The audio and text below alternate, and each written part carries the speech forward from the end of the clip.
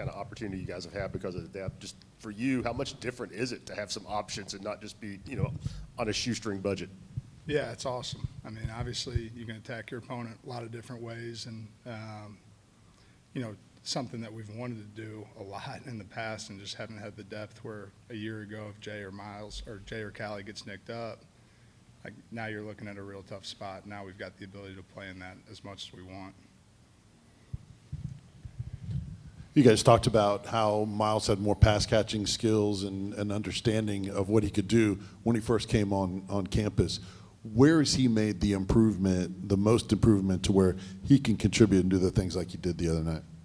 Yeah, I think the biggest thing from him from day one was just confidence and knowing that, like, man, you do belong at this level, you do belong at the next level, and trusting that and going and attacking it that way. I think Saturday was great for him to get some production. I think there's still more, and kind of just scratching the surface of what you can see from him. Adam and Casey.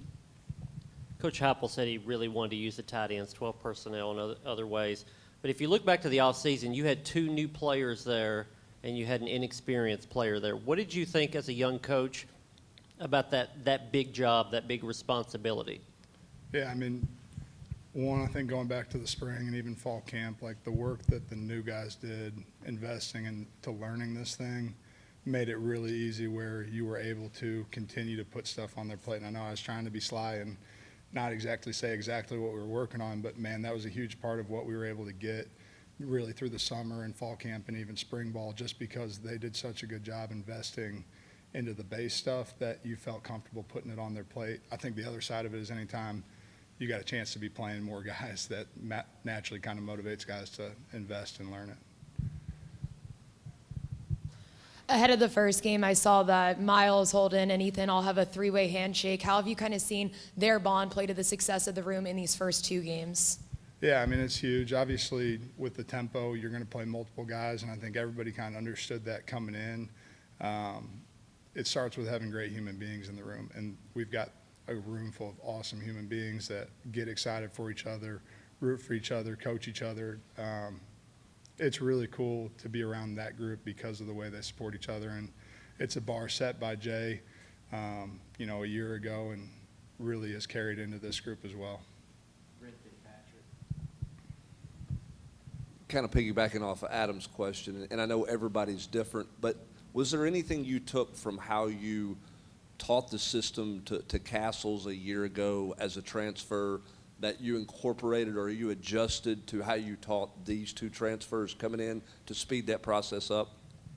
Not radically different in any way. I think every guy is going to be different in how they learn, and some guys, nobody ever comes in and says, hey, I learned best by sitting and hearing it on a PowerPoint presentation, but there is a level of work that goes into it, and understanding that the more you can attack reps full speed, the faster it happens for you. When you're out there thinking and trying to be perfect all the time, it makes it really tough. I think those guys just, man, whether they were right or wrong, from day one, we're going to attack at full speed, and I think that accelerates the learning process. But as far as stuff that we did differently, not a whole lot, honestly. Kind of continuing this theme, it looks like you've got 2 transfers that are new and a second-year player. They look like they've been in the offense for years now. Have they even exceeded your expectations and just kind of how smoothly they've operated and handled all their responsibilities? Yeah, I mean, absolutely. I think there's always more. Like, there's always another step to it, and I think the guys were really happy about how they played and performed on Saturday, but at the same time, they all understand that, it's week 3. There's a long season ahead with a lot of good teams that we have to continue to get better every week, and they're ready to do that. When you're recruiting and you're pitching, the ability to get the ball to the tight ends, incorporating the tight ends, and then the first 2 games, all 3 of your tight ends have touchdown catches. I mean, how much easier does that make you being able to go back to those recruits and go see? Yeah, I mean, it certainly helps. I think, with this cycle, we fight production a lot, and a year ago we were second in the league in touchdowns and had 2 guys that both had fairly productive seasons. Even through spring, you kind of could see what was coming in a lot of ways as far as our ability to be weapons in the pass game. And, through the summer, you're you're obviously selling that in recruiting, but I think everybody's going to sell, oh, we're going to get the ball to the tight end and we're going to produce. And it's one thing to talk about. It's another thing for it to show up on Saturday. And I am fired up that those guys have had the success they've had so far. How are those top three guys doing in reading, reacting, and adjusting either pre-snap or post-snap to what is asked of them based on just knowledge and the work that they put in? Yeah, to be honest with you, that's one of the areas where we've got to grow and get better. I think, a couple of the reads we made in the past game, we can make a different read. It's never going to be perfect, and a lot of times, there's gray area where you try to make it as black and white as you can, but at the end of the day, they've got to go execute and make a decision.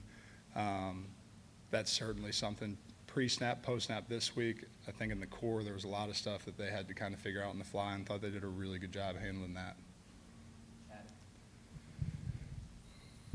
NC State obviously mentioned after the game that they had not seen 12 personnel on film.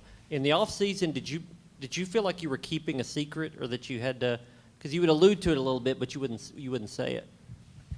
Yeah, there's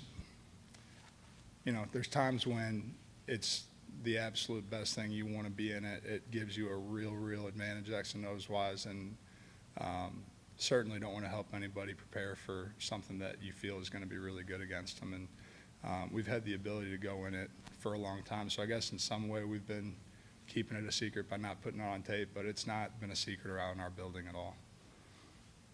All right, thank you, Coach. Thanks, guys.